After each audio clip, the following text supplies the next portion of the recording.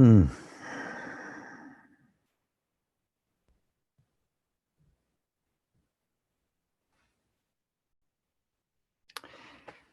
Well, hi everybody. Welcome to Satsang, and we are definitely back. I'm so glad to be here. I'm so very, very pleased to be here, and hope you all are too. Maybe a little bit better quality. So, welcome again to Satsang with G. I hope everybody got the notification. I'm glad to be back. I'm back in New York right now and going to be here for a bit. Well, actually not. I'm going to be leaving again on Wednesday. But there will be satsang next week because I won't be traveling on that Sunday, so I will be around.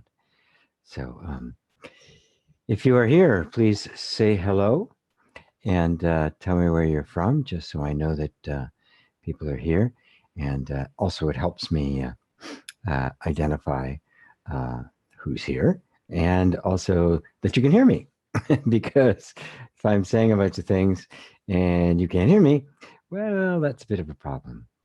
So by all means, please let me know where you are. I'm trying to get the screen straight here so that the so there's more motorcyclist from cyclus from Holland. Good to have you here. Shanika is from London. Hello. Very, very good. And guess I may have to keep nudging it over a little bit to make sure that the image is correct. No, the other way. Yeah, that way a little bit. So that I know everyone can see me and hear me. Janelle from Canada. Hi. Hi, Janelle. Sarah, my good buddy Sarah from France. BE is here from Virginia. Cindy Soul from Denver. Judy from Florida, around Tampa, I guess, the west side. Johanna is here from Mexico. Hola, Johanna. Barbara from Sweden. Anne, were you here last week? No, Anne, I was not. I was traveling. I was on a series of airplanes last Sunday. And I'll be traveling again, but not next Sunday. Next Sunday, I will be ensconced back in Seattle with family and my friends out there. Emiliano, hi from Sweden. Pemulis, hi from Connecticut. Wonderful, beautiful Connecticut. I'm going to spend some time in Connecticut tomorrow, actually, just to get out of the city before I travel. Marlene says hi. Hi, Marlene. I think Marlene's in Texas, if I'm not mistaken. So now that we got all that out of the way, and I've said hi to everybody and all the people around the world, so good to have you all here. So good to be doing this. So let's just kind of sink into our satsang vibe, our satsang energy. Which really means is the energy of introspection. And, introspection is about finding out what's true. It's not about finding out what necessarily works. that may sound strange. It's as strange when I said it. Chrissy, hi from New Zealand. Hi, Chrissy. Our modern world is so hell-bent on return on investment and results and, what's going to work and what's not going to work there. We don't spend any time at all really focused on who we are, on what life is about and what any of this is for. We just don't do it. Everything is regarded as being an investment, as I got to do this and then I'm going to get this. The only thing that matters is getting that. And it's a really very small and limited way of looking at the world. And it's one that I highly recommend that people abandon, because that kind of approach is really quite materialistic. Everything you do, every thought you have, everything you learn, every skill you acquire, every decision you make is never about right here and right now. It's always about that thing out there, that obstacle, that thing, that object that we're chasing, that is promising something. And of course, the moment you say that object is promising you something, you are quite literally saying, I don't have it. You're saying, it's out there somewhere, I have to get it. And until I get it, I'm going to be less than happy. That is the way the world works. You know, when they talk about, I think it's in the Declaration of Independence of the United States, the life, liberty, and the pursuit of happiness. I was talking to a Native American shaman a few weeks ago, and he said he thinks what that really means is life, liberty, and the pursuit of property. And because it really has become, in the West, the pursuit of happiness and the pursuit of property, or wealth if you prefer, has become the meaning of the pursuit of happiness. I mean, just look in your email box for all of the offers you get as to, you know, how to make $1 gazillion on the internet, how to be an internet marketing star. It's like unlimited. And that's really the promise. The promise is you're going to make a lot of money on the internet. It's not you're going to be happier. You're going to be more content. You're going to be more compassionate. You're going to be more wise. You're going to be, you know, better to your children. You're going to be, you know, you're going to be a better husband, father, lover, brother, the son, the whole deal. None of that's ever promised. It's just you're going to have a lot of money, and that means your life is going to be a lot better. And then, you know, so somebody on a private jet, or standing by his boat or his cars or something like that. It's insane, is what it is. It is such an insane and obvious distortion of the true nature of happiness, the true nature of contentment. How can there possibly be contentment in the pursuit of something that you don't have? It is the discontent that causes us to pursue something in the first place. So what's the alternative? Well, the alternative is really simple. The alternative is to discover the actual nature of your being, to discover that the inherent happiness and contentment that lies within all of us. And it's my deeply held view that has to happen. That we absolutely must discover it there, or it's never going to get discovered at all. Puppy from Greece, hello. Love your satsangs. Always look forward to Sunday. Zero Infinity, same time. From India, hello. Patricia from Austin, Texas. Hi, Patricia. Maljuga from Slovenia. Eric Munn, howdy, from Albuquerque. Hi, Eric. Eric and I just met maybe, a month ago, 3 weeks ago, something like that. So as we're pondering this, and I'm going to invite you all to just look for a second. You know, it's impossible for me or any spiritual teacher to say, oh, just look inside and you're going to find happiness. Because it doesn't work that way. Happiness shows up when we've stopped looking for it everywhere it isn't. When we have decided that it truly doesn't lie out there, but this belief that it does, this really more than a belief, it's a solid conviction. Our entire culture is based on it. The consumer fetishism of the 20th and now the 21st century is based on the idea that contentment, satisfaction, happiness can come from stuff. And so it has been programmed into us right from the get-go.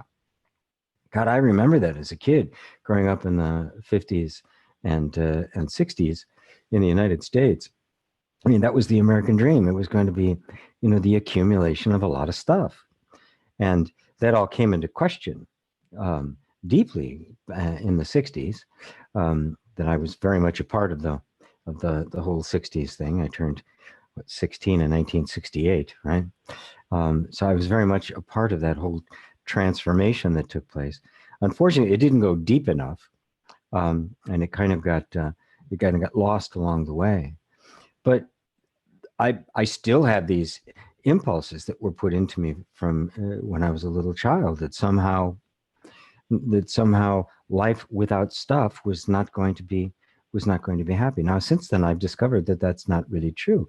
But how I came to that was not by just, first I saw it. First, I saw that obviously, if there was such a thing at all as happiness that wasn't a cheat, that didn't betray you, that was actually permanent, and that hung around and was consistent, that it couldn't possibly be a result of something you have, because everything you have can be lost.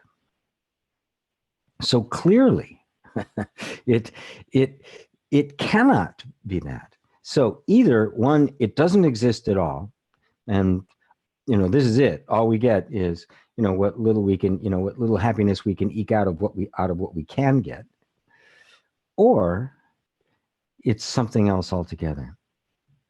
What I discovered is that happiness is not an emotion. It's the state of being. It's the nature of your being, and that genuine happiness was contentment, was peace. The word dukkha, which is the Sanskrit word that in Buddhism gets translated into suffering, has several different meanings. But one of those meanings, the suffering it's talking about, is not the kind of excruciating suffering, right? Extreme pain or something. That the nuanced meaning of it is discontent. And if there's anything more debilitating to our life, it's this subtle, underlying, constant discontent. That's the real suffering. That's the real absence. That's the real place where we have to look. What is the origin of our discontent? Well, the origin of it, or shall I say the cause of it, the thing that invokes it, is looking outside of ourselves for satisfaction. But that looking outside of ourselves for satisfaction could only happen if there was some kind of dissatisfaction that started there first. That, I discovered, was the original belief, the original thing we all got saddled with, and that is the sense of being separate, the sense of being disconnected from others. It's interesting that Gabor Mate, who's a psychologist, therapist, featured in the Zeitgeist movie and a couple other things. Very brilliant guy. Very, very uninteresting to listen to. He's not the world's greatest speaker. He's kind of monotone and stuff, but he's so brilliant you don't mind. You just listen to him. And he's been treating addiction for many, many, many years. And he made the point that the cause of addiction is disconnect. Think about it. The sense of being disconnected creates in us this perpetual craving that we then have to look outside of ourselves to try to satisfy. Well, we don't have to look outside of ourselves. We've trained, this disconnect, well, here, fill it up with this, fill it up with this, fill it up with this. And we live in such a sick and corrupt and egotistical and selfish culture, that rather than let's find the root of the discontent and make happy people, it just wants to sell you crap you don't need, and convince you that this is what's going to satisfy. Of course, when it doesn't, there's a momentary rush, and then when it doesn't, you need more. To go, well, great, we have more for you, and and this is the essence of modern consumerism, and why it is just such a sickness, and why it is. Our modern consumerism is what is pushing the planet to the brink of extinction, because it just can't support the amount that we are shoveling into our mouths. In Buddhism, they have the beautiful image of the hungry ghost, and the hungry ghost is this. It's like a ghost hanging out in bushes and things like that. But they have really big heads and mouths, really big stomachs, right? Huge appetite. They could eat a horse, but their neck is thinner than a human hair, so they can never fill themselves up. That is such a beautiful image for our modern world. So the key is discovering, first off, at first, because we have been so conditioned to look outside of ourselves, that at first you may have to just take what I'm saying on faith and try it out. Not belief, mind you. And I don't mean faith like, oh, he said it, therefore it must be true. I mean, just start. Well, if that's true, then like a scientist starts with a theory, and then he tries to prove whether the theory is true or not, right? He looks at the evidence and he does experiments, right? So I'm gonna suggest that we approach happiness and contentment in the same way. That if it's true that it's something inherent in me and not in any particular object that I'm seeking, then in fact the happiness that I think is in the object is actually in me and I'm projecting it on the object, then I should be able to discover a sense of happiness or contentment somehow in this moment now. Of course, that's the purpose of meditation. The capacity to simply bring yourself to the place of the one who is witnessing all of the action of the mind, of the body, of the emotions. All of it is being witnessed by this. And the more we sink in to that pure witnessing, the more we find it to be content. We find that the drive for to look for contentment outside of ourselves is actually appearing on the screen in front of this deep, deep part of us. So deep, so subtle, so quiet, we barely even know it's there. And we find that that is absolutely content. It's unmovable, it's peaceful, it's still, it needs nothing, it has no boundaries, it has no preferences, it never gets worked up about anything. And that, my dear friends, is in every single one of us. Spiral Dynamics says, hi from France. Hi. Pam Griffin, hi from UK. Marios, hi from Cyprus. We have Life is a Sketch. Hello from Slovenia. Ishta, greetings from Louisiana, USA. Hello. Trevor Mann from Vancouver. Hi there, Trevor. Life is a Sketch. Zdravo Maliuga. Obviously saying something to Maliuga, who is right below. Oh, life is this. Zdravo. That must mean, let's see, that must mean hello or hi or how you doing or something. Akram Manazi, hi from Yemen. Hello, Akram. So good to have you. Akram, so glad to have you here. Miss B from Landudno. Yeah, Life is a Sketch. I studied Eckhart Tolle's I can feel or be awareness, but I feel a lot of pain. 1 year, I am in constant pain. I cannot talk normally because of pain. I was diagnosed with fibromyalgia. Well,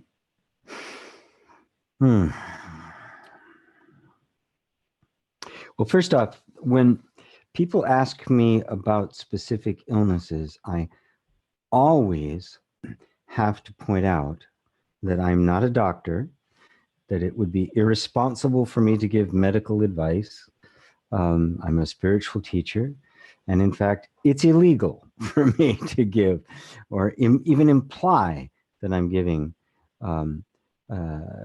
any kind of medical advice to anyone.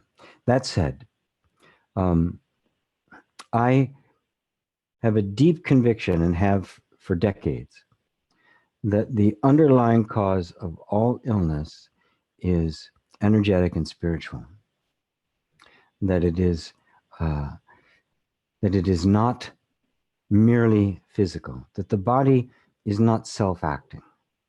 It isn't doing something without any input from you. It is, in fact, a reflection of you. Now, I would ask that when you are in that state of awareness, that is, when you are aware of yourself as being that awareness, that stillness, now,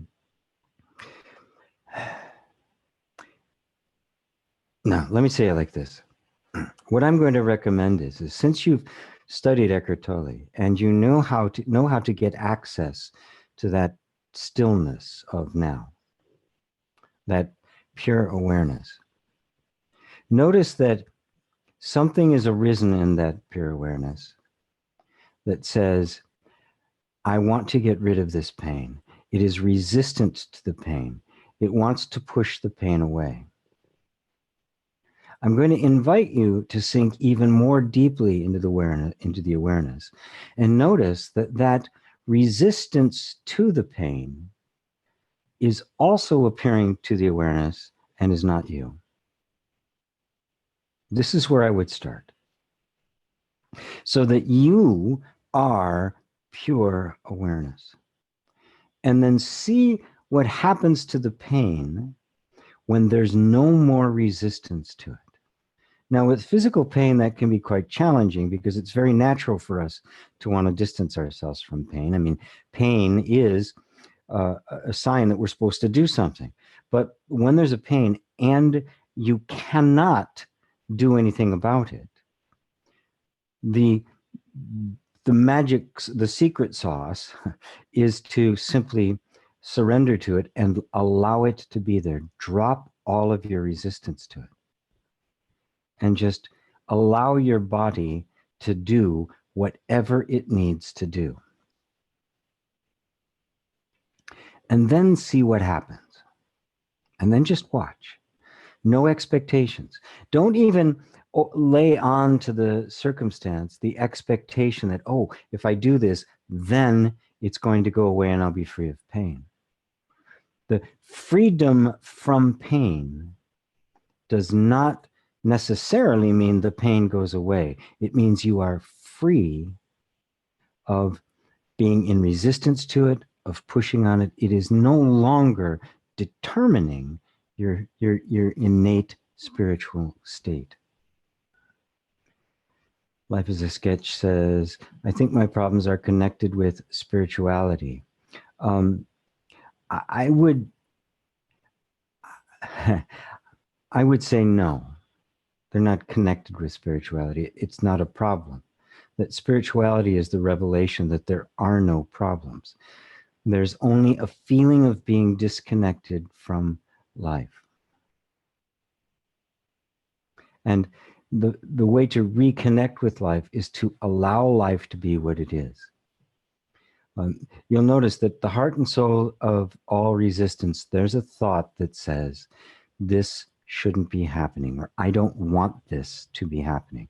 That resistance is the cause of suffering. It is not the circumstances. God, this is so important to get, and the sooner you get it, the better you are.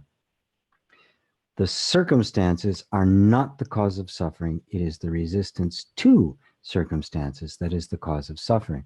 And that resistance to circumstances as they are is the heart and soul and essence and energy of the egoic mind. No resistance, no ego. That's all there is to it. It's the name for the functioning of resistance. No resistance, no ego. And so you just sink into that. And specifically, I have seen, I since tried to find it and I haven't been able to, but I watched a demonstration of Gary Craig, who's the guy who created EFT, where they did a blood test on somebody with fibromyalgia and chronic fatigue, which I guess go hand in hand. And the blood cells were, all clumped together. So there was a shortage of oxygen getting to the system. He worked with her for 45 minutes doing all sorts of kinds of tapping. She felt a whole lot better. They measured her blood again, and the blood had gone back to normal. So there are energy healing modalities. I teach EFT. I teach it in my inner reconciliation class. I have a course on MasterHEART EFT because I find it to be very conducive. It really helps the process of spiritual healing and energetic healing by engaging the body on a very subtle level. And so I would urge you to look into EFT about it as well. But primarily, the reason I teach EFT differently, and I do teach it much differently than anybody else, is that first you have to establish that relationship where you're not fighting. You're not doing EFT in order to fix something, because that eventually will hit a ceiling and it won't be able to go any further than that.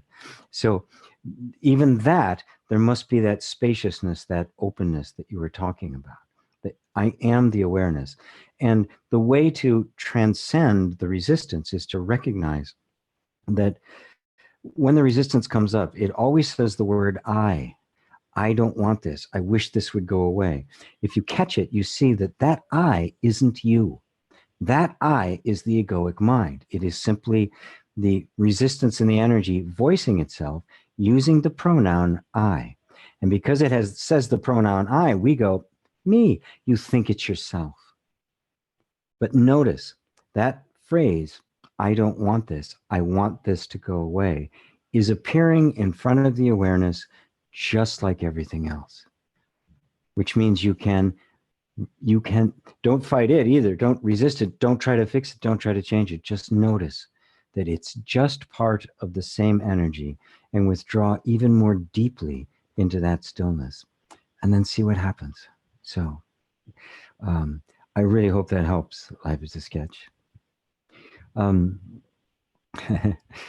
Spiral dynamics. Hello. Can you tell us why we are not our brain? Why non-duality and awareness are not concepts made by the brain?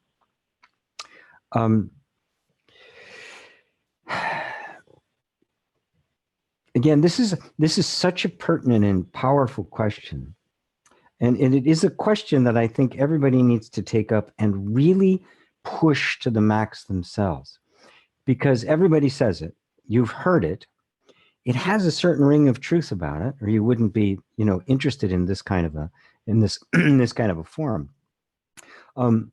Everybody talks about it, right? But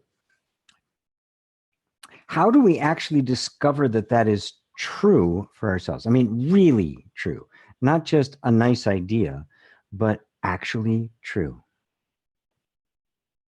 I mean, there's only two ways to look at it. Either consciousness is an emergent property of matter. It is a phenomena that has arisen out of these very complex structures of matter. Or it exists independently of matter. Those are the only two options. Right? There's not a third one there. I find it very interesting that the idea that consciousness is generated by the body is an idea generated by consciousness. You know, we have consciousness looking at itself, trying to figure out its own origin. And in our culture, and this has been the case for the last several hundred years, the culture of materialism that is modern science, it is a foregone conclusion. It's a total assumption that that it is matter that is primal, and consciousness is a phenomena that occurs. Now, if you look at it really closely, though, and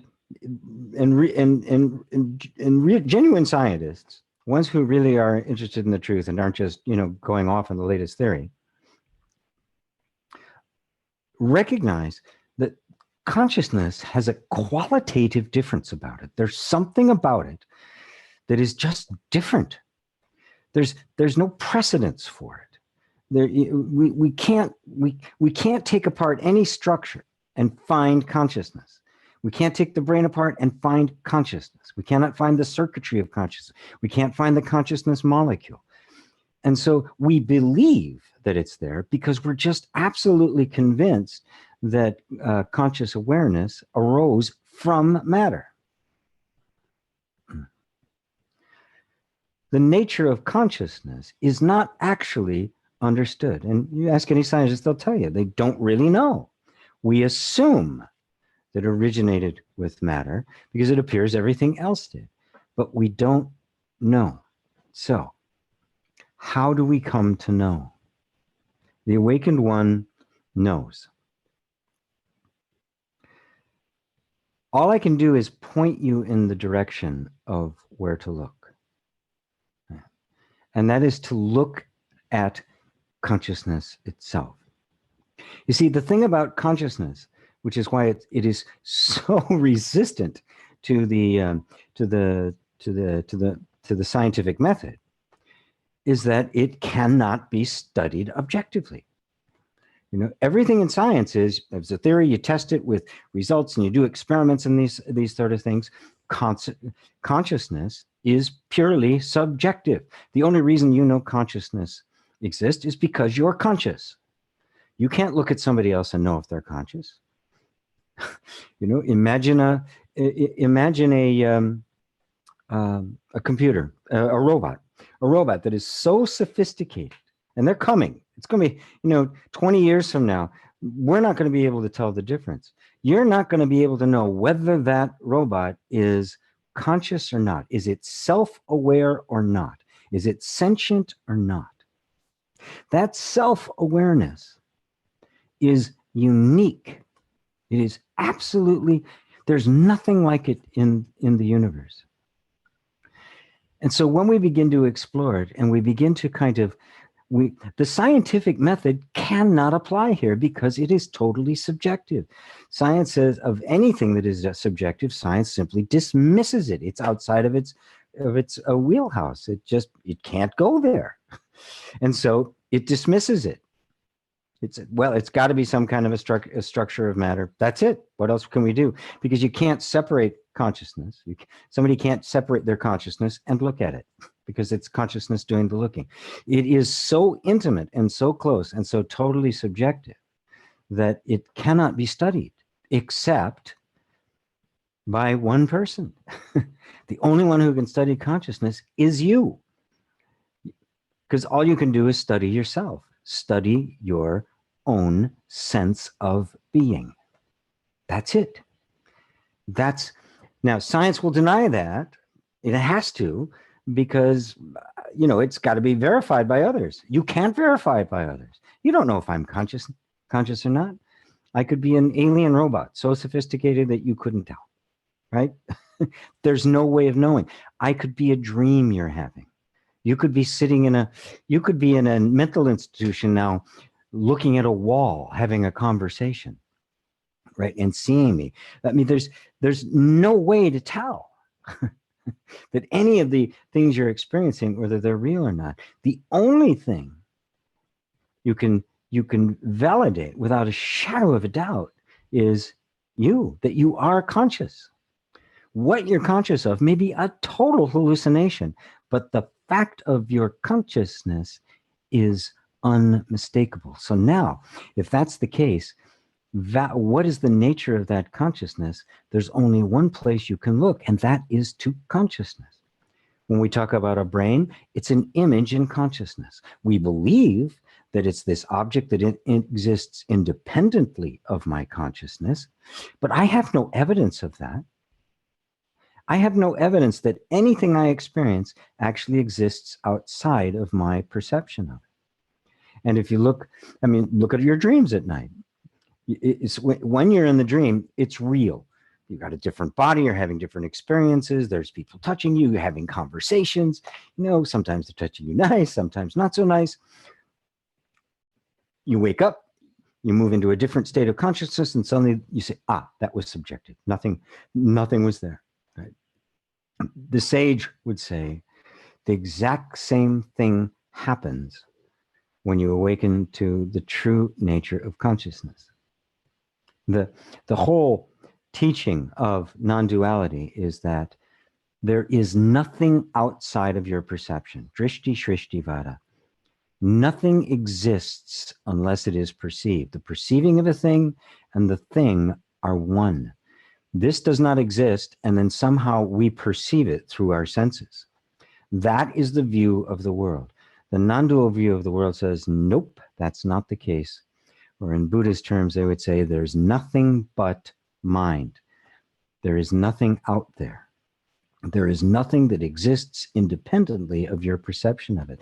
Now, I would simply invite you to put that to your test. Examine it. Look, see if you can find any evidence, proof, absolute proof that what you are experiencing exists independent of your perception of it.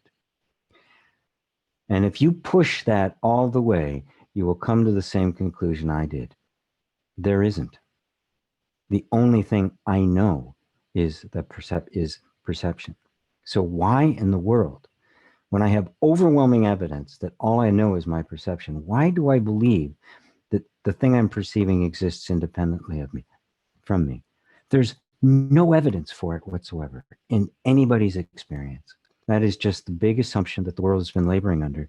And I invite you to call it into question. Does that help? Spiral dynamics, does that help? Let's see if she answers. Marios, gee, I have a question that has been bugging me for a while. Well, I hope I can answer it, or you'll be bugged more.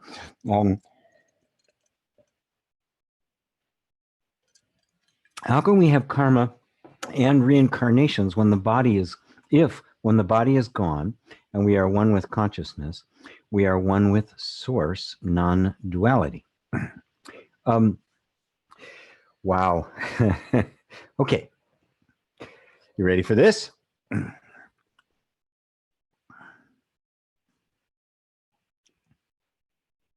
Just like over your lifetime or over the course of a night, you have many, many different dreams, yet consciousness remains one. Every one of the dreams is different and sometimes interesting, sometimes even informative, right? And every night, just think of it over your entire life. Just dream upon dream upon dream upon dream. Awakening, you discover it was just a dream. And then this dream was different than that dream, and this dream was different than that dream. The lifetime of a human being is but a dream. It is a dream being held by non-dual consciousness. Part of the dream, just like your night dream, is the sense of inhabiting this world with all of its stuff and experiences and things that are happening. When this body fades away and you experience death, the recognition that I'm not dead, that's the first thing you realize is, oh, I'm not dead, right? It's quiet, it's peaceful. You realize that this life, if you have developed a deep understanding, an understanding that has permeated deep into the energy, into this place that Buddha called the repository consciousness, the place from which births arise, There's a wisdom that will go beyond death, that will recognize the nature of life. And at some point, you actually have a choice whether or not to let a new dream appear or not. But if you don't, if we die ignorant, what happens is there's that feeling. There's the idea that there was the dream. It'll feel really good for a while. And then what will arise in this energy, in this consciousness, is a desire, the desire to incarnate, the desire to become something. Some people even feel it as a great deal of confusion and fear that they are not in a body. And it doesn't take very, very long before it slides back in, slides back, and suddenly it's like, and the whole process starts over again. When we're looking at it, when we are looking at it as a series of events, we can think that one life is contributing to the nature of the next life, which is contributing to the nature of the next life. If you look deeply into the teachings of Buddha, he says this isn't really true. That karma only exists when you are identified with the form. If you're not identified with the form, there is no karma. As a matter of fact, Buddha, seeing through, it was Siddhartha at the time, his insight into the true nature of karma, that is, that there was no such thing as cause and effect, that it was a projection of the mind, was the straw that broke the camel's back, and his awakening took place. That in that moment, he became the awakened one. So you are one with consciousness now. When you lose the body, it's not going to be like now you are at one with consciousness. If you look really closely with what you're saying, you're seeing that you are identified with this body. And then when this body dies, then you are now one with consciousness. Consciousness is all there is. Are you not consciousness now? I mean, obviously, consciousness is hearing my words, right? It's not unconsciousness that's hearing my words. It's not this microphone that's hearing my words. You, consciousness, are hearing my words. That is the source. That is the non-duality. When this body goes, there's simply the recognition of consciousness. Consciousness is aware that the body went. And if there's enough maturity and the repository consciousness has gone through enough transformation, you will no longer feel impelled to do it again, unless, of course, you are a bodhisattva, in which case you'll choose to do it to lead all beings out of suffering, which is the highest calling that there is. Does that help? Which one was that? Marios. Does that help, my friend? I hope so. It's a big one. It's a big one, and real non-duality steps. It transcends karma. I'm not going to dismiss, you can't dismiss karma and say, hey, forget it. If the ego hears, oh, I don't have to worry about karma, it will become a madman. It will do all sorts of crazy ass shit. I mean, it's the way, because it just takes the lid off of it. But for the awakened being, it has seen through karma. It has seen through cause and effect. And it no longer is relevant to you. So put all of your attention on realizing yourself as pure consciousness, not something that's going to attain consciousness. Because if you're going to attain it, that means you're not conscious now, which means who's hearing me, right? You. The consciousness that is hearing me right now is that consciousness. That is the non-dual ultimate consciousness. The problem is the consciousness is thinking of itself as limited, as a person, as a finite form, as a body. And thinking about that, it naturally sees cause and effect between all of these events, and it likes some things and doesn't like other things, completely unaware that what it really is pure, pristine, innocent, original consciousness. I hope that does it for you. Life is a sketch says, I have mantra, trust the process. Yes, really trust the process. And recognize that you are actively participating in that process. For those of you who are just joining us here, that was a question earlier about from somebody who had fibromyalgia that I was giving some non-medical advice to. You are the process. You are integral to it. It's not happening to you. It's a reflection of you. So the willingness to explore deeply our own nature as that pure awareness, as that pure stillness, is, to me, the most effective healing thing that there is. Let's see, Mario's continued. How do we accumulate karma? How do we return back to matter with the same memories for previous lives?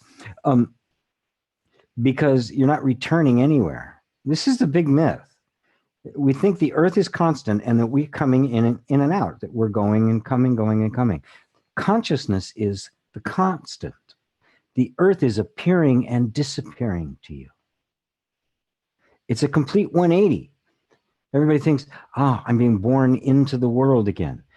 Notice the assumption is that consciousness comes and goes, we come and go, but this earth is absolutely still. It never leaves. It's constant. And yet our actual experience, even at the moment of birth, is the world appears to us. That's what you actually experience. And that, in fact, is what's happening.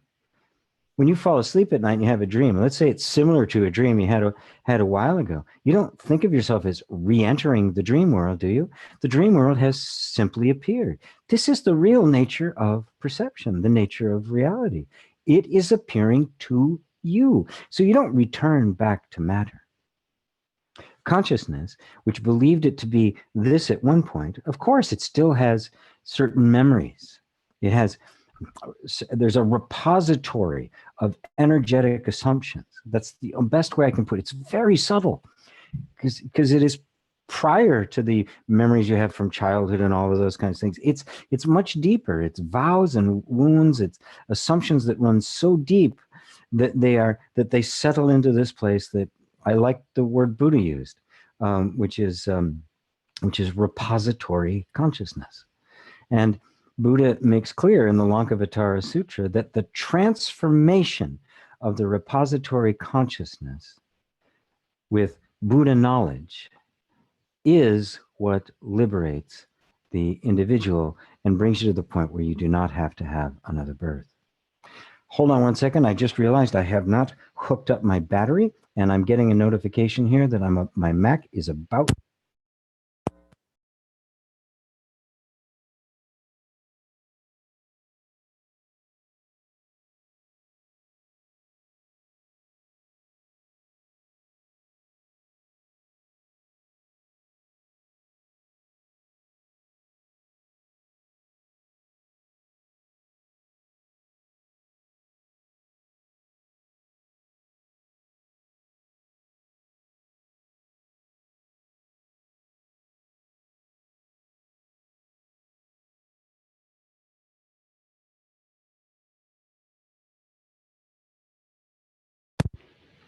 There we go, saved. That was close.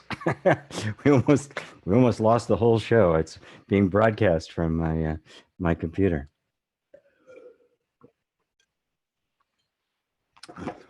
The genuine non-dual presentation of reincarnation and karma and multiple lives is completely backwards, completely the opposite of what is normally taught about it. That there's something going from life to life to life. There's this place, right? And I'm, dying out of it, and then I'm being born back into it, and then I'm dying out of it, and I'm being born back into it. That is not the non-dual approach. The non-dual approach is consciousness is everything. Consciousness is the essential. That is the constant. And everything appears and disappears to that. And just ponder that. ponder that deeply, because it's a completely different way of looking at the universe. Let's see. Life is a Sketch says, thank you very much. You're welcome very much. Kathy is here from Germany. I think we have like way more people from outside the US than inside the US where I am. Let's see. Spiral Dynamics says, thank you. Very interesting. Good. Space Frog Dig Baby. I love that name. Hello, I'm fortunate to have returned from retreat. I now can access formless awareness. Good. I can't believe how easy it is to not notice it. But once seen, it really is magical. Yes. Once you see it, go, how did I possibly not see that?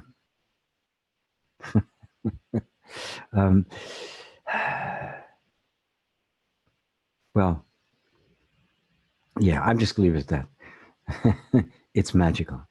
Yeah, it's like, oh, there are no questions there. There's no need for questions. Everything is just instantly understood. It is the very heart of wisdom. So enjoy and let yourself simply marinate in that. Allow that insight to penetrate, to permeate every single cell of the energy system. You are pure awareness, and your energy, the body, the world around you is appearing in that awareness. And the more you know yourself as the awareness, the more everything around you will appear as awareness. So there's not like awareness and a world. The next step is knowing who you are. You now turn your attention back outwardly again and begin to embrace everything as awareness. Everything is seen by awareness, it appears in awareness, and it is made of awareness. Consciousness, not matter, is the substance of the universe. So fantastic. So good to hear that. Shanti. Oh, Shanti. Love hearing about who we really are, and your explanations hit awareness so clear. Thanks, Jean. Good. I try. When I'm speaking from awareness, I'm merely speaking about myself. So it's not hard. When you're speaking of consciousness, you're speaking of yourself.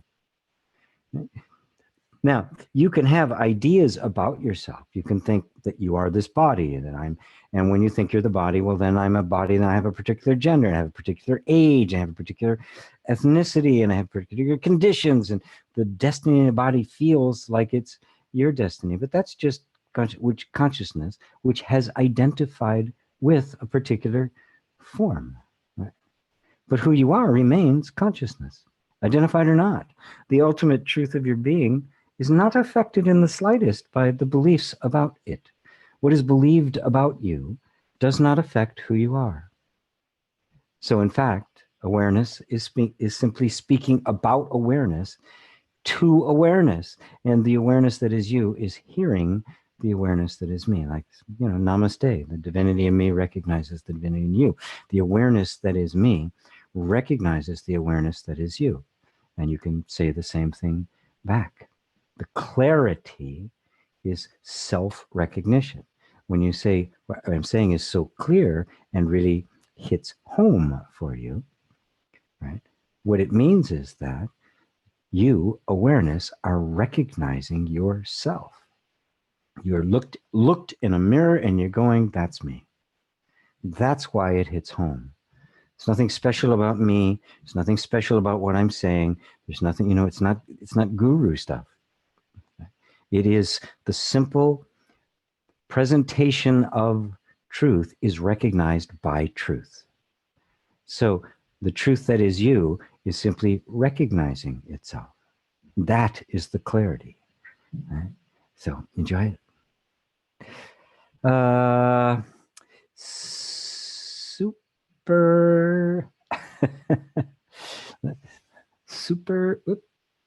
Wait a minute.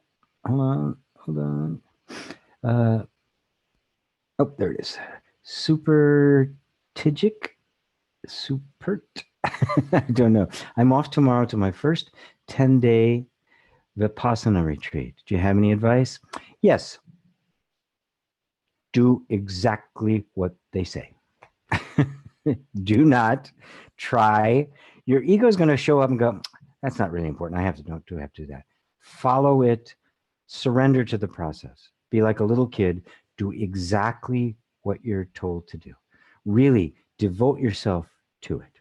Let it give you everything it has to offer. Vipassana is a wonderful, wonderful mindfulness meditation, and I do recommend it. It is not essentially non-dual. The people who teach it are not non-dual in their approach, right? So, my son has done Vipassana many times, and he's said he's had some non-dual conversations with the teachers of it, and they kind of like, they don't get it. That's not the non-duality is not part of the tradition that teaches Vipassana. Nonetheless, so don't try to turn it into that. Let it be exactly what it is: a very deep, constant. You're in an environment for 10 days where you have no distractions whatsoever. Your whole focus is yourself. And don't be surprised if who you actually are reveals itself to you during that. You may not be able to tell them what you've seen because they may not understand it, because they haven't gone that far in their understanding. But do not, during the process, say, well, I know more because I know this non-dual stuff. So don't do that. Do not play any role whatsoever. You are 100% childlike, Zen mind, beginner mind. You just play it their way, and then you will get out of it absolutely everything that it has to give you. Hope that answers you, super chijik. I hope I said that right. Pemulus or Pemulus. When someone refuses to not acknowledge me as a transcendent being and continually seems to put you into their small concept they have of you, what is the best approach for me to take? Well, it's going to happen all the time. All you ever run into are with other people is their concept of you. You don't have to worry about their concept of you. All you need to be concerned about is how you see yourself. Also, don't be surprised that as you are more increasingly aware of who you really are, that the company of people who are not even looking to find out who they really are is not going to be very satisfying. You're going to find these people, either they're going to come with you because they're like, what's going on here? You're different, or they're just going to fall away. Right? So don't worry about it. Yeah. Don't make a problem where there isn't one. Just, well, that's the concept they have of me. That's not me. And nobody's idea about you is actually going to ever be you. I mean, that's the mystery. Only you can know yourself. That's it. And so that's really all that matters. You are not a transcendent being. You are the being of transcendence. You are being itself. You're not a being. You are the being. Please understand that. There's no personalness about the ultimate self, the transcendent self. It is universal and infinite, which means there's only one of them. To acknowledge, got it. Trevor Mann. If a node of pure consciousness somehow chooses not to enter another lifetime, what does it do? That is not a choice that is made until you have reached the level of a bodhisattva. Before that level, there's no choice. It's just going to happen. As long as there's still vasanas remaining, as long as there's stuff in the repository consciousness, as long as it has not been yet transformed, You have another world is going to appear before you that you're going to identify with. Right? You have that choice when you have made the bodhisattva vow. And when the bodhisattva has fulfilled their vow to lead all beings from suffering, they enter into nirvana. The one who enters fully into the nirvana is a Buddha. That is what Buddha is. It is the Tathagata, the one who's gone beyond, the one who speaks from beyond, the one who's totally beyond. So the real question isn't, let's wait till I die and see if I don't have to come back. The real question is, because there and now are not any different. It's just the quality of experience. In this case, you've got the experience of the world in a particular body, and that goes away. You are still there as you actually are. The key is to discover who that is and what that is here and now. If that's not discovered, you're going to go through this again, because that's why this is here, to give you the tools by which that can happen.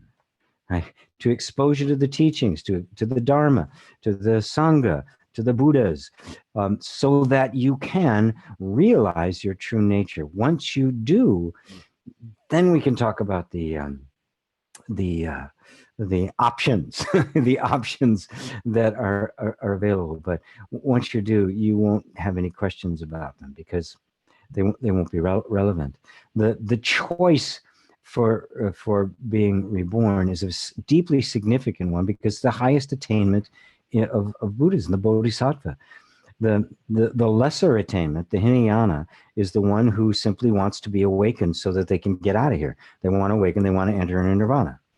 The higher position is the bodhisattva, who will postpone his ultimate freedom from rebirth in order to take birth again for the sole purpose of leading all beings into the light.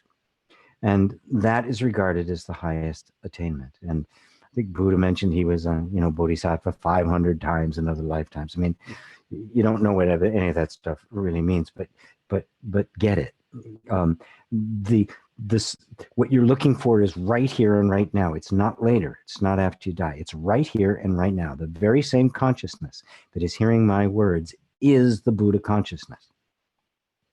And to recognize that is to find your liberation. And then it doesn't matter. Another body, not another body, doesn't matter. You are liberated from nirvana. You've even transcended nirvana, the birth and or no birth. Is that clear? Does that make sense? Some fuses. Okay. TD graphics. Consciousness in a dream or lucid dreaming. Is this proof that we are our consciousness? The ultimate proof that you are consciousness, that we are just consciousness, lies within the recognition of consciousness itself. It isn't an intellectual debate that we can do. All I can do is keep pointing you back towards your actual experience, which is the only thing you ever experience is consciousness. You never experience anything other than consciousness, ever. So the idea that something other than consciousness exists is at best an unprovable theory, because nobody can step outside of consciousness and validate what they just said. So as far as human knowledge is concerned, science, it's off the table. It cannot possibly be proven. You cannot prove the existence of a material universe. You can assume it all day long, but you cannot prove it. So it's kind of this one assumption that's never been really put to the test. And so science gets its one miracle, right? It gets its one miracle. I don't know how this all happened, but there it is. From that point on, everything is cause and effect, and I can measure it in physics, and I've got the diagrams and maths and calculus and all sorts of things. But it has to have that one miracle. It has to have that assumption that what it's looking at exists independently from itself. Without that, the entire thing falls apart. And this is what I bring people's attention to. So there's where did I read that? Dream, lucid dream. So I believe that our dreams and our lucid dreams and even our state of deep sleep, where it's dreamless sleep, are all an indication. They're an invitation for us to doubt the veracity of our conviction about this waking dream. What's the difference? If you look at it really closely, not from what people tell you about it, not from what is believed about it, but from your own direct experience, you cannot tell the difference between the waking dream, the sleeping dream, or dreamless sleep. So why do we believe that it's subjective? Why do we say this one is for real? The only difference is there's some continuity. You know, when I wake up in the morning, I'm in the same bed I went to sleep at. And now, when I wake up from the dream, I may not be in the same bed that I was sleeping. Matter of fact, I might be in a bed at all. I might be flying somewhere, right, or out in space. Right? Nonetheless, right? Boom. From that point of view, I'm in a different place. So the only thing that distinguishes this waking dream from the sleeping dream is a certain kind of continuity. But even that continuity can be examined, and we can see that that's just kind of memory picking up and re-establishing itself. I mean, you can very much change the tenor of your day just by first thing in the morning, not paying attention to the memories of the past and just kind of making a clean slate. Okay. Marios. So when we are spirit, there is no separate self, just the one consciousness. You are spirit, there is no separate self, and there is only one consciousness. We believe ourselves to be separate. So you don't say when we are spirit, right? Notice that presumes that I am matter now and then I'm going to be spirit. You are spirit now, believing yourself to be matter. You are one, believing yourself to be separate. You are consciousness, believing yourself to be a brain. Right? Notice the difference. Right? In a lot of spiritual practices, they start out, well, you're like this, and through all of these practices, you're going to get here. You know, Zen direct path doesn't take that point of view. It says, no, none of that's true. The truth is true eternally. It's true now. If it's true ever, it's true now. If it's true now, it's true forever. So we're not going to wake up and then become consciousness. If that was the case, we could very easily become matter again or unconscious or something else, because if anything has a beginning, it also has an end. Truth has no beginning and no end. It just is, which means the truth of your being is the truth of your being, whether you know it or not. And so you are spirit, believing it yourself to be simply this human form. You aren't the human form. That's why it's an awakening and not a genuine changing or fixing. It is an awakening to what has always been the case. You simply have been misperceiving it. That's why Buddha called it ignorance. Illusion is ignorance. Ignorance is the cause of suffering, not knowing that you are the self. You already are the perfect being. Is that clear?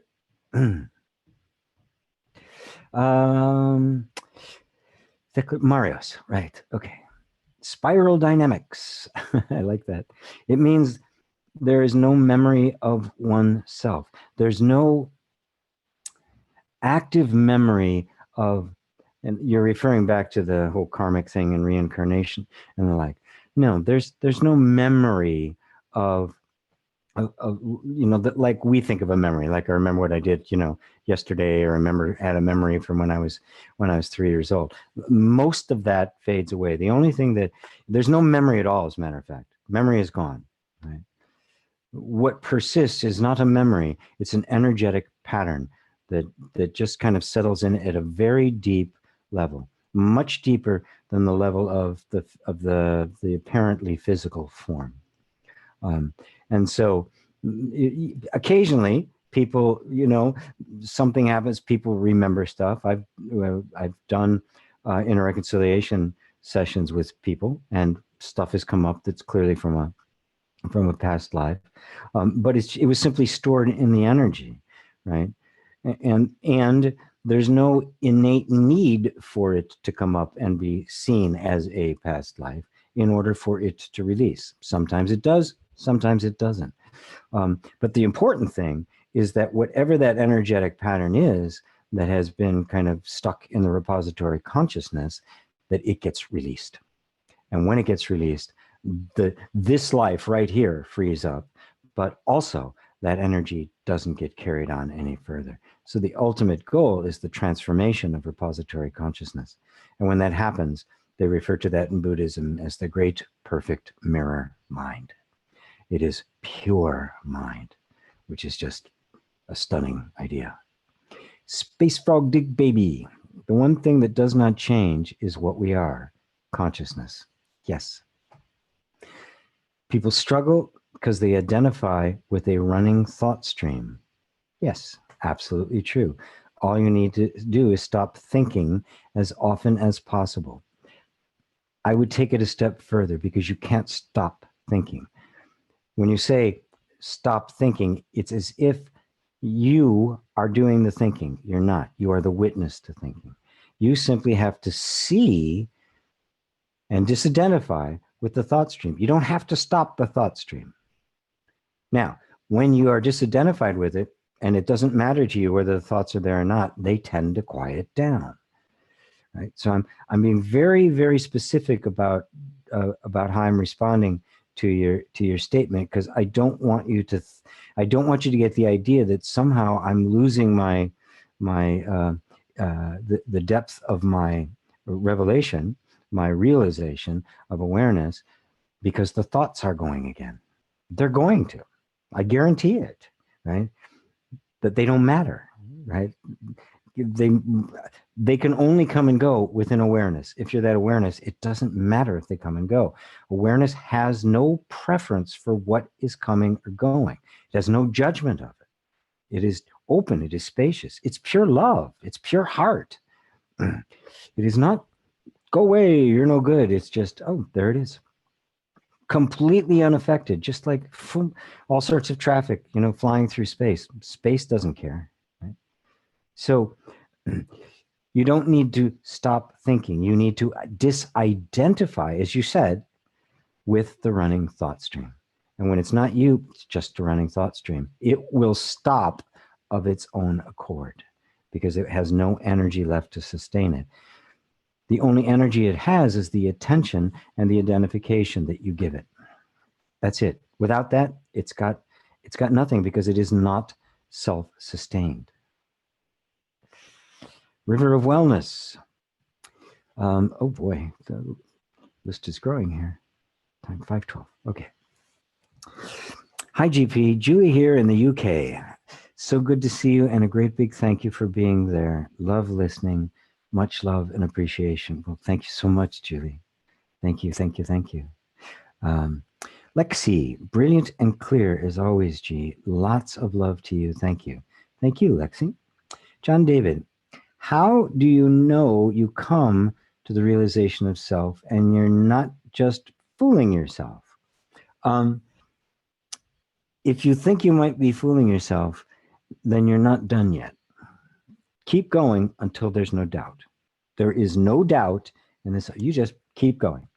Keep up your practice, keep up your sadhana, keep up your inquiry, whatever that might be, however you're approaching it, your meditation practice, however it is, just keep doing it if you think you might be fooling it. Also, talk to a teacher, talk to a realized being, have a conversation with them, ask them. They'll tell you. They'll point it out. They'll even help you go deeper, right? So you don't, there's no excuse for fooling yourself. It's only the ego that says, well, I'm awakened now. And then you say, well, okay, put it to the test. Well, I don't have to put it to the test. I know I'm awakened. If there's any doubt at all, you're not. There's no doubt in the awakened mind. How could there be? It is purely self-aware. When you look in the mirror and you see your reflection, do you have any doubt whatsoever that that's you? If there is, it means the image is still fuzzy, right? Just keep up your practice, right? Don't stop until there's absolutely no doubt. And you can't manufacture that. You cannot manufacture, the ego cannot manufacture that kind of self-awareness, that kind of conviction, and that kind of insight. Can't do it. Marios, gee, thank you for your answer and wisdom. Wonderful. I guess I got it. Good, thank you. Meryl Port, hi from Australia. Hi, Meryl, so good to see you. Bogdan, is there a duality? Boy, I'd really love to hear more about how you're asking that question, because it's very, very important. Because there's a tendency in non-duality to kind of reject everything that's dualistic as being, as somehow being inferior or bad or the like. And it's not like that at all. Genuine non-duality is both dual and non-dual. It is both and neither. The non-duality is not a nothingness. It is seeing that the many are, in fact, one. It's like you hear a piece of music. It's a specific piece of music, and there's nothing extra in it, and you wouldn't want it. I'm listening to this piece of music. I don't want to hear this one. They're very, very distinct, and yet they are both music. There is a unity to them. There's a non-dual nature. Their nature is non-dual. It is just the pure reality of music. But the expression of it is completely different. So, but you cannot have the expression without the essence of it. So, it's the one being with 1,000 faces. It's the one soul with 1,000 bodies, or 8 billion bodies, or trillions of bodies, if you include every, my friends right here behind me, every living thing. But even the not living thing, the screen behind me, has beingness about it. Everything is the expression of that. That's how you come to understand it, that the duality and the non-duality are not two, and the whole question just falls away. So we're going at it from the non-dual perspective in order to be really, really clear about what you are, that you are the perceiver and not the perceived. Once that's established, you can open those floodgates and bring in everything that is perceived and find that it is nothing but yourself. And now duality, non-duality, they fall away. That you don't need the explanation of those opposites anymore. They're not two. It becomes superfluous. Duality, non-duality, what's the difference? There is none. Does that make it more clear for you? Bogdan, did I answer it correctly? Okay. You said my nickname right. Super Tijik. Thank you a lot for the advice. Oh, you're very welcome.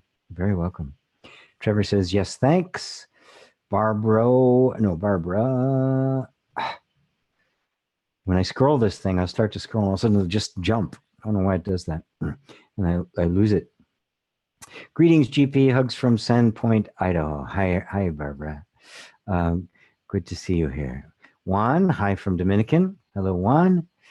Remington, my man. If I don't have a stable storyteller and have mental illness, how do I stabilize the storyteller? Is there a way to heal it? Well, my first question, Remington, would be, do you not have a stable storyteller? First off, zero off. What he's talking about is a term I use in inner reconciliation training as to the nature of this part of our energy that is generating the self-image, not only about ourselves, but generating the ideas about everything we experience. And I call that the storyteller. It's just generating ideas, and it's very easy to discover that it's there. And it has very certain characteristics, and it's just this capacity we all have, and a need we all have to have an explanation for something. So if we don't have an explanation, we make one up, or shall I say, the nervous system makes it up and believes it. This is a natural function. It's part of it's called the storyteller mind. Now, it is always doing that because it is inherently unstable. Now, mental illness is predominantly, again, not a doctor, not a psychologist, not a psychiatrist. I don't have any letters after my name. I've just known enough crazy people. I was raised by a crazy person, so I have some intimate experience with it. But mental illness is an incapacity to develop any kind of inner stability that allows you to carry on any kind of a normal life. That has to happen for every single individual, or we really do become dysfunctional. We're on Section 8 housing, and we're, usually just shove us somewhere and pump us full of drugs, right?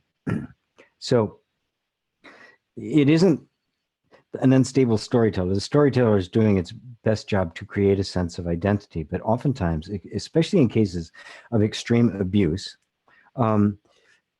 or extreme instability within the family, it takes a while for that solidification to happen, to have a strong enough sense of self that you can function in the world, that you don't become a doormat, that you don't do stupid things, you don't get too far into addictions, you don't get, you don't give away your stuff, you're not a sucker, right? There's a certain amount of a healthy sense of identity that has to be in place. Then the road to spirituality can begin to open. I mean, it sounds weird, but first you have to solidify in this place, and once it's solidified, you're now going to be deconstructing it, right? But it does have to solidify first. You can't just be all over the map. You're going to go nuts, right? And that's really a problem. People who are usually terribly abused don't develop that capacity to be able to find a sense of stability and centeredness. The way to heal it? Well,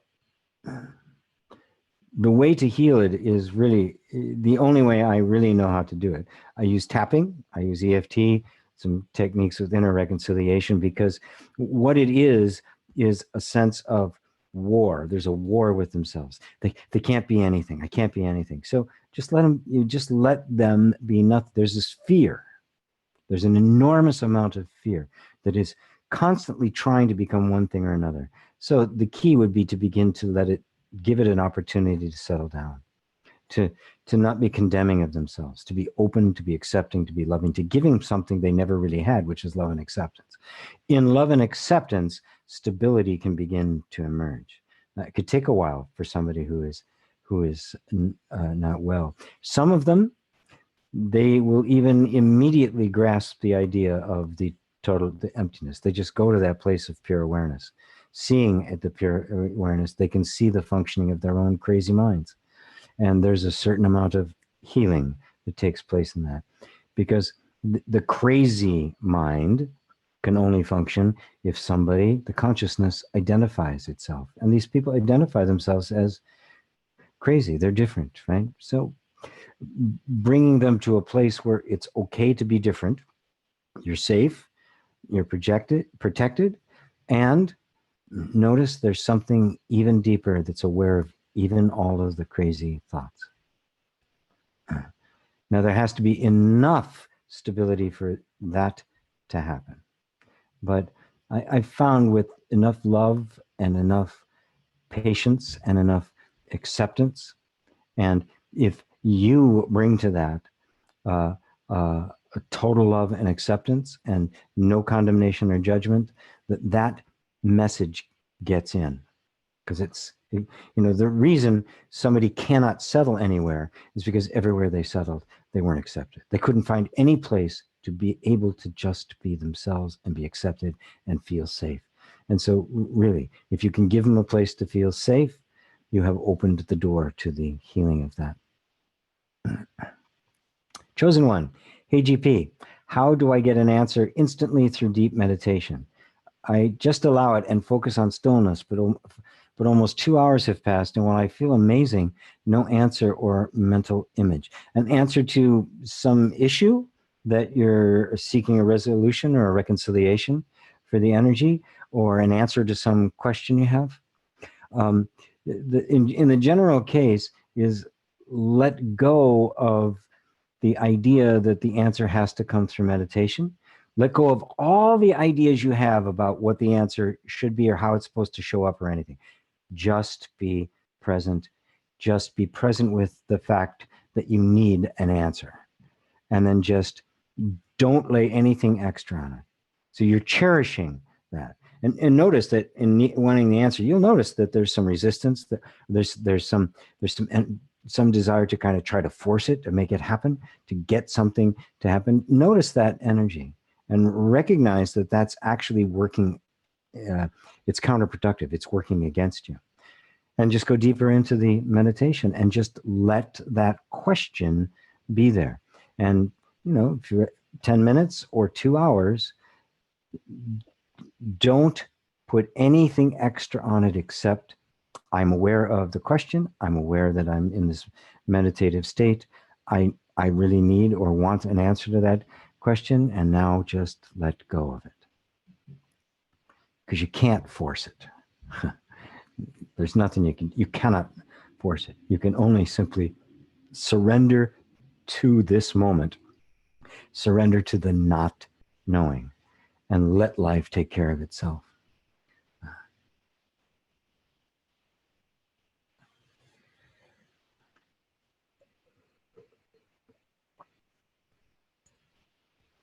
TD Graphics, thanks for the insight. My lucid dreams consciously explore consciousness that is just whether asleep or awake. The same way I can explore conscious during the waking day and change the outcome. Beautiful. Very, very beautiful. Great. Yeah, in lucid dreams, you are conscious. You're conscious that you're dreaming. You're conscious that you're in a world that doesn't have the same physics. You can explore all sorts of things quite differently because the rules, the normal rules that we believe, the physics, which aren't laws at all, they're conventions of thought. They're what we've agreed on. They don't apply there, and so there's a certain level of freedom. It's not the ultimate freedom, but it's a pointer to the ultimate freedom because your waking state is no different. BE, I agree. Brilliant and clear. X, oh, thank you. Space Frog Dig, baby. Yes, you worded my understanding with better clarity. I meant what you said. Obviously, you can't stop thought, but ignoring chit-chat quiets the mind. Yeah, if it's no longer interesting to you, right? If something's on TV and it's not interesting, you turn off the TV. Now, thought you can't turn it off. You know, there's lots of places I go. You know, I'm going to some place, and I don't know why. Everywhere you go, there's TVs playing, right? Right? And, you know, like my attention goes there for a second. I have no interest in it whatsoever. And, you know, my mind wants squirrel, right? And my mind wants to keep going and looking at it. But I go, no, there really is nothing interesting there. And right. And the fact that I have no interest, eventually the mind just stops trying to look because it's not going to keep my attention, right? Because I have no interest in it, right?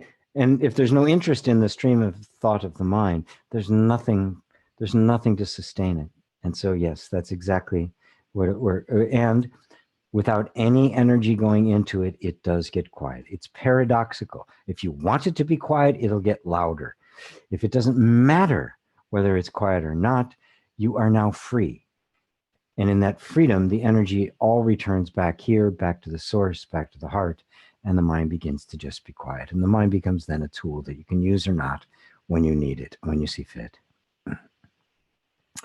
Benoit, Benoit,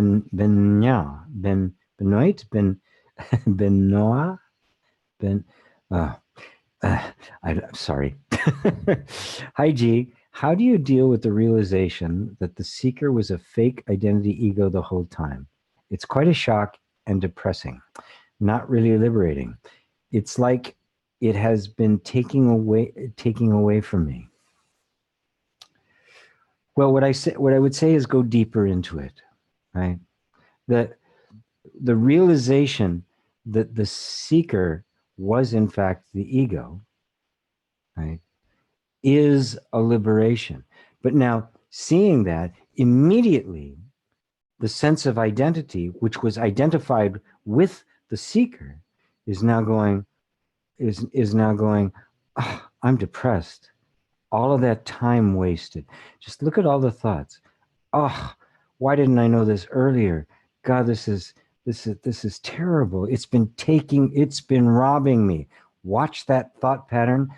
That is the egoic mind trying to recreate itself as something else. And it may even try to successfully create a non-dual ego. Oh, I'm not the seeker anymore. Now, just keep going. You're absolutely right. The seeker is part, but you know what? It's a necessary part. Look around. The world is not a lot.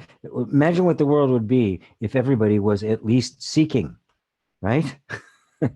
There's no chance of finding without seeking. Seeking is a phase we absolutely have to go through, just like falling into the egoic mind, having experiences as the egoic mind, something popping up in the environment that challenges that, and that first sense that maybe I'm not this, maybe there's more, the growing of it, and that is when you become the seeker. You take on, you consciously do practices in your meditation, and you have teachers, and you read, and you go to retreats, and you do everything as the seeker, and then eventually you begin to see, even the seeker is also sustaining the sense of separation, and now you become one more removed.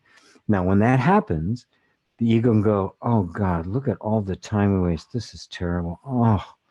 Oh no, this is bad. This shouldn't be happening, right? But just notice it for what it is. It's just the ego attempting to recreate itself. It's given itself a new script to read, but it's trying to sustain that sense of separation, right? And then just look deeper. I'm not that either. I'm not this depressing thoughts. I'm not this sense that does not feel liberated. Nothing has been taken away from me. I am the consciousness that is behind the entire thing. And it does not need to seek. It is what is being sought. I am what I'm seeking. That which you are looking for is where you are looking from. All the rest of it, just notice it and let it move by. Don't hold on to it. It's not a problem. Please tell me if that answer helps you, because this is very, very important. Because if those ideas that you're putting forth there stand, it's going to trap you, and could for a while. It could keep you in that state for a while. And there's no need to suffer over this.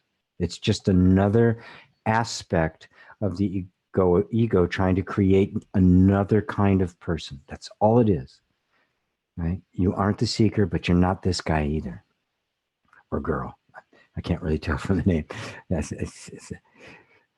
Does that help, my friend? Oh gosh, I hope so. Yeah, but please tell me if that hits it, because this is like really, really, really important.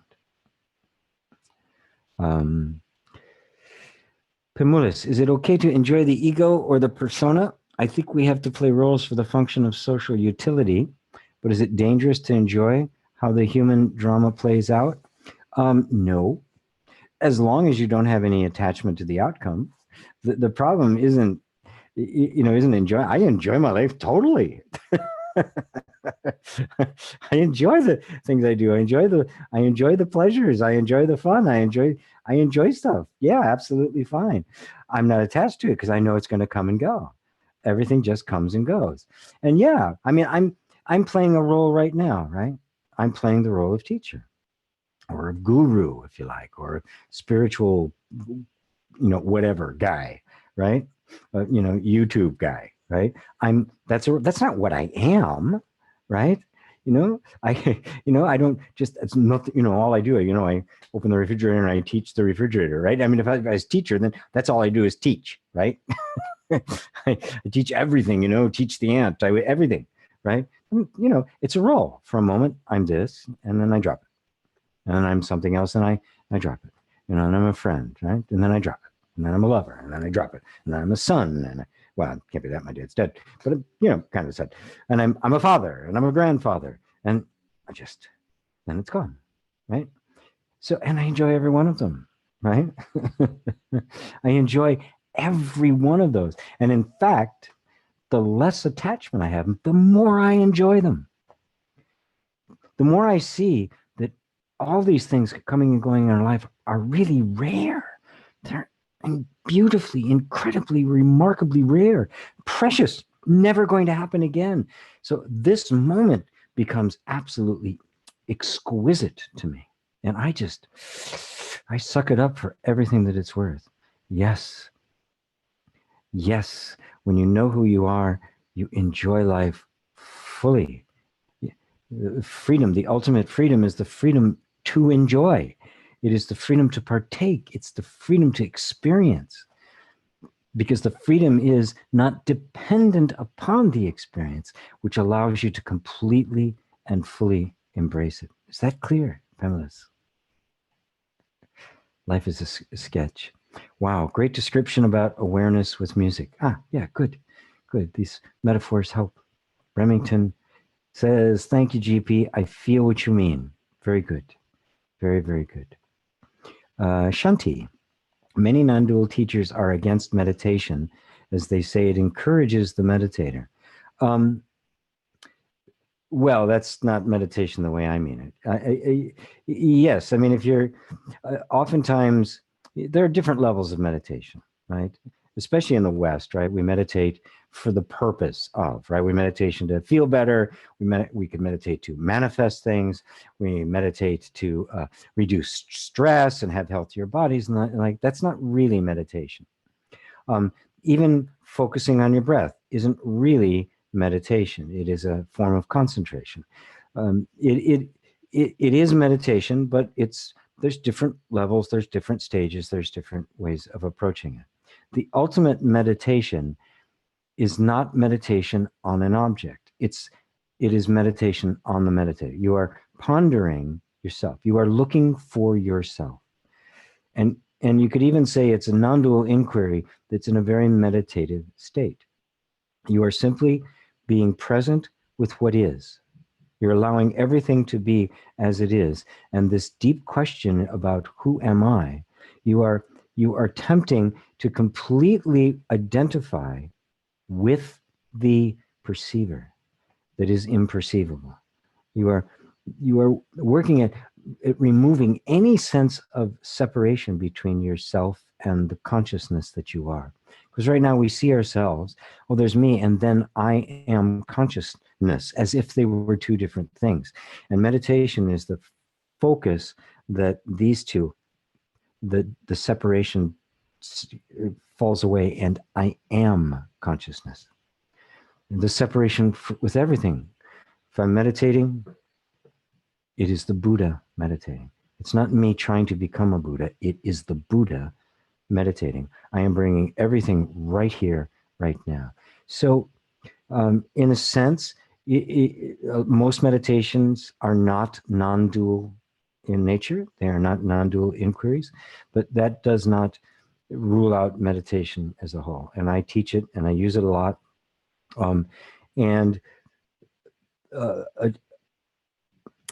I don't take stock when a teacher just throws something out. Don't do that. It's not consistent with it. Every individual is different. And what I recommend for one, I wouldn't recommend for another. Some, I would say this isn't necessary. Others, I would say it is. So it really is very, very individual. It is very, the path for everyone. And the good teacher is aware of what that person needs, not some general formula that applies to everyone. There's no such thing. And so meditation, if it is done correctly and taught correctly, is a help to the non-dual inquiry, because part of the non-dual inquiry requires a preparation of the nervous system, right? Non-dual inquiry, I mean, up to, 10 years ago, nobody knew what the hell it was, right? Now it's all over the internet, and I've got a show talking about it, right?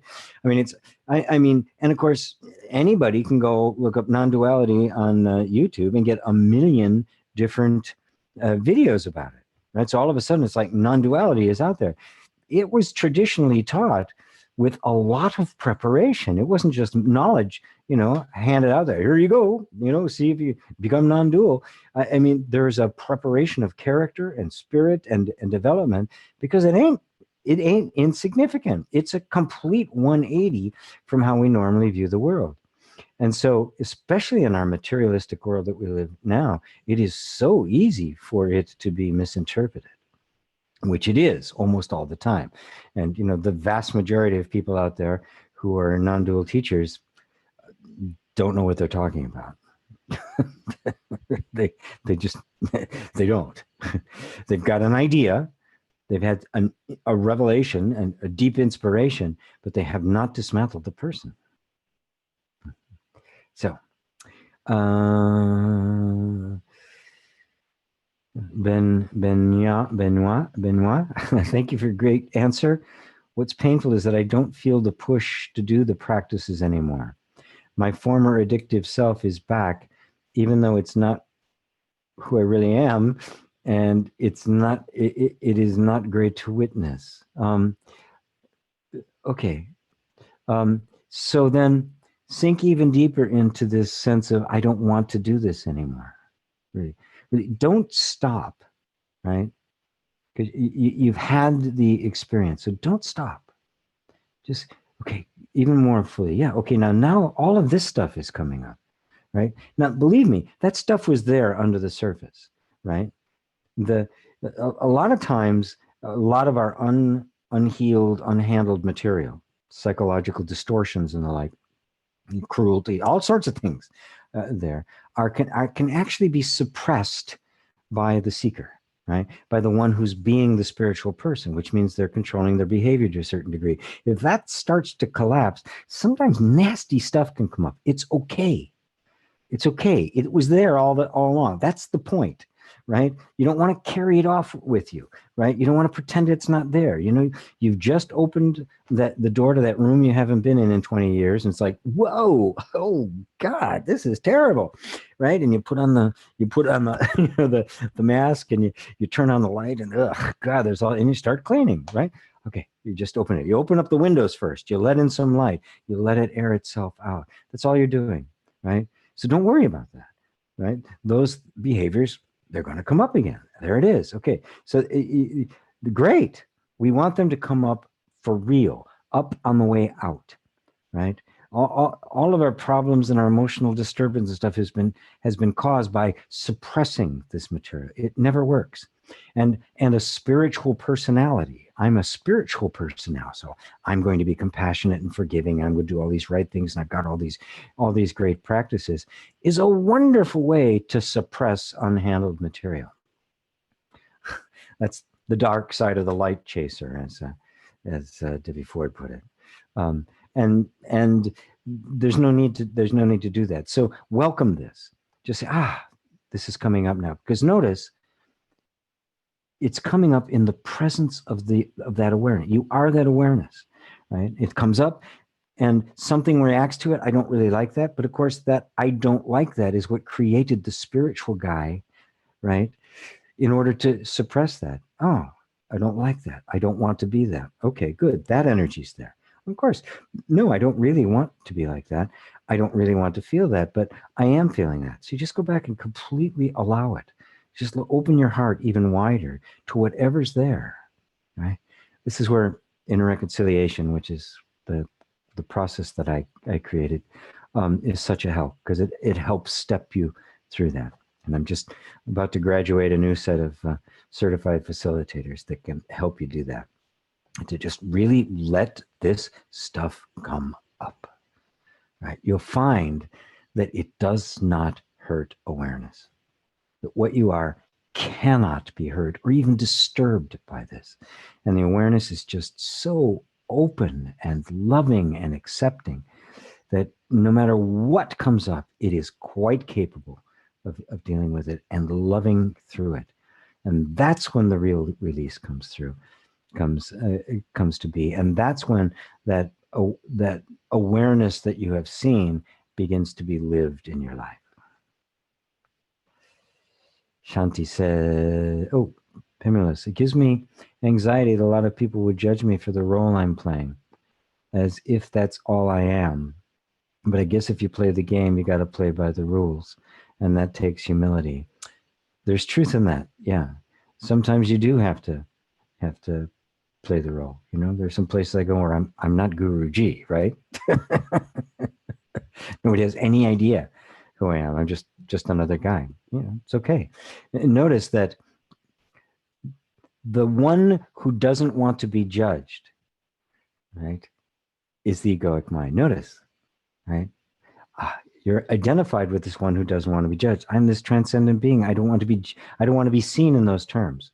The transcendent being doesn't care how he's seen, right? So just take a step back and notice that there's an egoic energy that does not want to be identified like that, right? Awareness doesn't care how it's identified. You just see that. There he is again. An attempt to create a person with conflict, right? They shouldn't be doing this. They shouldn't judge me, right? That's the ego. It's so obvious when you get used to seeing it. It's like, because it always plays the same game. It's very clever as to how it plays the game, but it's always the same game. Create somebody, create resistance, make a conflict. I'm happy now. I mean, that's why Eckhart Tolle called it the pain body, right? It feeds on conflict. It feeds on the pain. So I call it the robot, right? Because there's nothing actually there. But the pain body is a really good way of doing it too. Shanti, so true. I can't remember what that comment is about, but thank you. Mark White, sometimes I hear people laughing near me at work. They look at me while they're laughing. I can't tell if they're laughing at me or is the ego trying to crush me. Thanks, GP. God bless. I don't know. They might be laughing at you. But remember, whatever they're laughing at is an image they're holding in their mind, and it's not you. Okay? I tell the story that I heard it was Alexander the Great, and one of the places that he'd conquered, there were statues of him all over the place. And there were some people who weren't very happy about being conquered, and they threw rocks at his statues, and they brought word to him. I said, you know, they're nervous about telling him that this statue in the park, they've been throwing stones at it and knocked its head off. To which he responded, I don't feel a thing. They're throwing stones at their own image of you, right? Just be yourself, because that's all you can be anyway, right? So the ego is that which wants to know, are they laughing at me or not? Who's that me? Does awareness care? That's what you are. Consciousness is simply conscious of them looking, conscious of them laughing. That's it. That's all that's there. And then the egoic mind arises and go, are they looking at me? Are they laughing at me? Why are they laughing at me? My zipper open? They shouldn't do that. That's terrible. You can see how it would just create this whole scenario and work itself into a fit, which is exactly what it wants to do. Remember, it wants to create a separation. Separation gives it conflict. It's feeding time. Camilla says, thanks for sharing your wisdom. Thank you. Okay, what time is it? 5:48. All right, a few more, and then I'm going to have to call it a night. Sarah L. It's an opportunity to compassionately witness aspects of self that were shoved out of the way to make room for spirituality. Yes, very true, Sarah. Yes. Right? Nothing remains. Right? This isn't a thing where suddenly all this stuff is purged from it. Well, it is, but it's purged by being lovingly embraced. It is not like torn out of you like an amputation. There's a loving embrace that actually transforms transforms the energy. You find that the things that you've been resisting aren't gotten rid of, they are transformed from defensive into expressive. That's what Buddha meant when he talked about the transformation of the repository consciousness. And that's a big deal. To the lesser past, to the Hinayana, he said that they are simply looking for nirvana, the end of all of this. Where he said, where the true path, the Mahayana, is the transformation of the repository consciousness into the Tathagata Garbha, is the way they call it, the one who's gone beyond, the appearance in this world of a Buddha.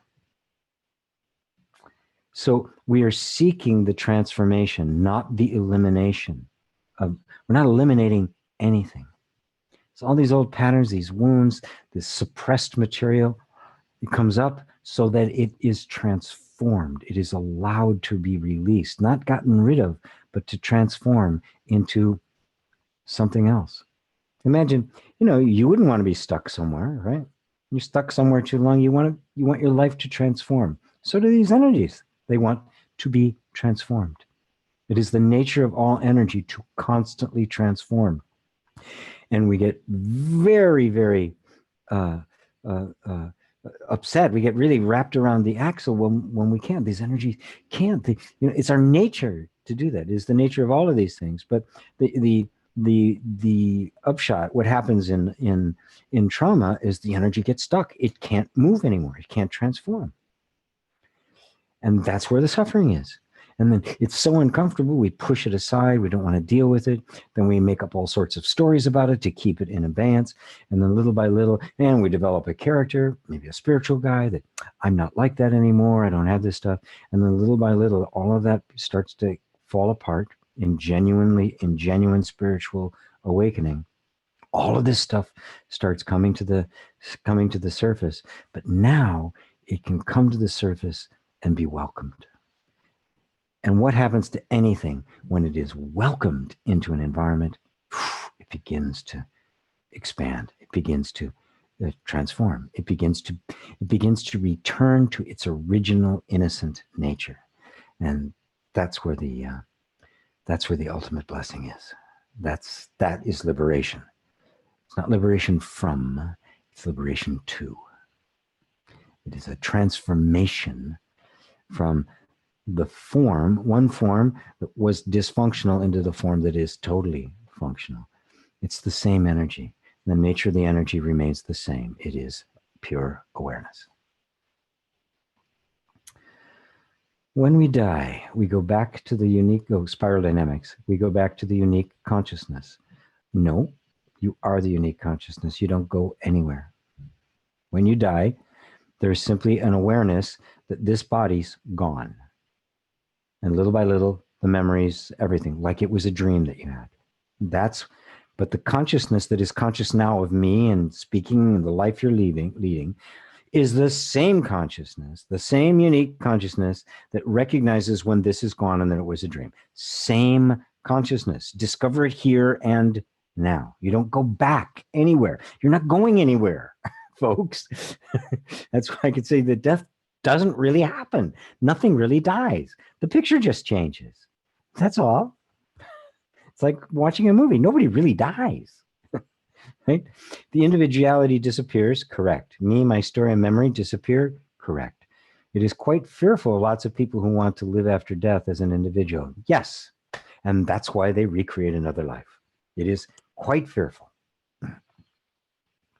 Yes, it is quite fearful. That's the repository consciousness. This particular life falls away. Within the repository consciousness, there is an attachment to becoming someone. Anyone, please, give me a body. Give me a body. Okay. There it is. That's how it works, right? So don't wait till then, okay? Now, start now. Oh, I am that one consciousness now. That is what is having this experience. And this experience has been designed to give me the opportunity to turn my attention in. So I realize that. So when this fades away, I won't see much difference at all. Oh, the channel changed. No big deal. Maybe another show is going to come on. Maybe not. Who cares? It's not important. Just know that there are no commercials in between these two shows, which is really good. It's kind of like Divi, DVR. Trevor says, thanks, GP. Got to run. See you next time. Fantastic as usual. Thank you. Sarah, you may be relatively unknown, GP, but please know that your wisdom has been a huge inspiration and a light of hope in some very dark times. Thank you. Sarah, thank you. Yeah, I am relatively unknown. I have no idea why. I really don't. What I'm saying is the stuff. I mean, it's consistent with all the, I learned from the best people out there. So, like and share. I guess that's what you do. You like and share and add to playlists and things like that. Anyway, but the most important thing is that I'm bringing light to those who find it, right? And it's not up to me to decide who comes and who doesn't. River of Wellness, so much love. It is such magic to listen. Huge love. Julie in the UK. Thank you, Julie. Mark says that's clear now. Thank you, GP. God bless. Thank you, Mark. Glad it's clear. Sarah L. I am being revisited by my former addict self. I relapsed into smoking after 6 months of abstinence that was inspired by awakening. Quitting again, but different mindset, more gentle. Good, yeah. Don't be hard on yourself. Something like that pops up again, and it might, right? I remember after my big experience, my big awakening at 19, and everything was falling away. In months, everything was falling away, all the drugs and for everything, except smoking, right? And but finally that too, there's one story about how that finally happened and it came away. But even after that happened, it was like done. All of a sudden I found myself one night, it was almost as if I woke up out of sleep. I was sitting at a table and I was smoking a cigarette. It was like half smoked. And I had no idea how it happened. It was like, I went, what the hell? And I put it out. And never had a desire for one again. But in that moment, I saw how the mind actually works. I saw it very, very clearly. What an insight for my my incredibly young but receptive mind, that it was as if I had been hypnotized, and I realized that's exactly what it was. That I've just kind of been brought into this completely unconscious state. I was just kind of going through the motions. My body just kind of reverted to a habit, and I went, oh, and I woke up again. I went, oh my God. But I didn't beat myself up. I didn't say, oh my God, oh, this is terrible, oh God. I went, oh, I get it. And I put it out. And that was the end of it. So don't worry about it, right? Your awakening does not depend on anything but your insight as to who you actually are. Nothing else. There'll be a lot of weight put on it. Oh, you can't. Oh, as long as you're doing that, you're not going to get there. You're not going to be able to understand the truth if you're doing this, or none of that's true. The truth the truth does not need to prepare you for perfection. You're already perfect. That is the truth. So thank you again for your help, GP. You are welcome, Pam. Barbara says, always great. Thanks, GP. Thank you. Very clear. Thanks to everybody. Many people report NDEs. Are you able to address these at some point? What are NDEs? Anybody know what an NDE is? I don't know what that is. Should probably. It probably has something to do with the internet and all of that kind of stuff, so I should probably. Eric Munn, really great information. Eric, thanks for your enlightenment and sharing. You're so welcome, Eric. It was so wonderful to get to meet you and hang out with you as we did. Hopefully I'll get down there again soon. Shanti, perhaps it is still the dream if not self-realized yet. Yeah, don't make a big deal out of that either. Just, okay, let right now be okay the way it is. That is the shortcut to awakening. Not say, I'm not awake yet.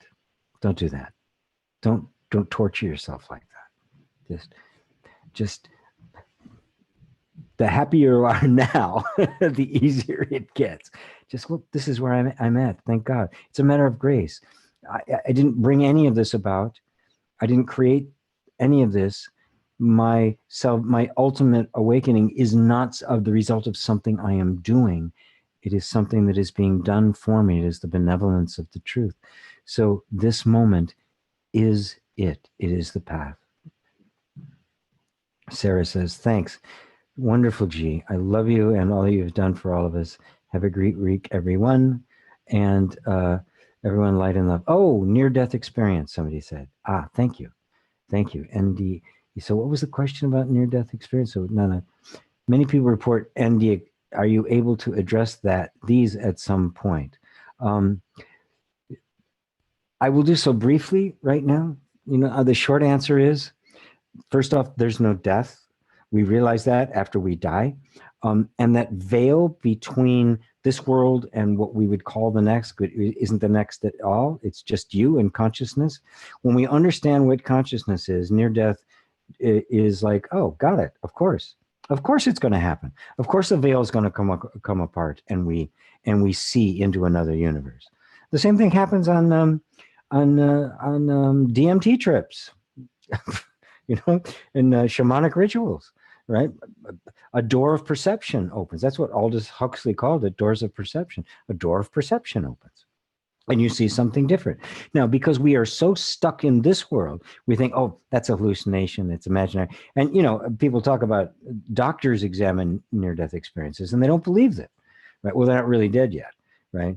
It used to be believed that death was this moment in time. And so it came back. Well, that's not a moment, it's actually a process. They extended the whole idea because there's no explanation for it, right? Yes, it happens. Of course it happens. Now, what's interesting about it is the different explanations of it depend on the orientation of the person. They experience something different according to their expectations. For some, it's a white light and it's heavenly. For others, there's the tunnel, that kind of thing. Not everybody has exactly the same experience. Not have the same things said to them. So it is a unitary experience, but I have no doubt that they were dead, and consciousness isn't dead. It can't die, right? So it experiences the body dying, and then it experiences the body being revived. But the body was never dead or alive in the first place, right? It's just so whether I pick this one up again, take next episode, or I go to a new one, there's no difference to me, right? Because I'm not looking at it from the point of view that I'm dying, right? And I'm coming back. I haven't gone anywhere. Consciousness is the same in all of it, right? Put your attention there. The one who is aware of this body is aware of this body at that moment of death, right? It's aware that, oh, it's not here anymore. I guess this is death. And then it's aware of another one happening or another experience happening, right? This one reappears or not.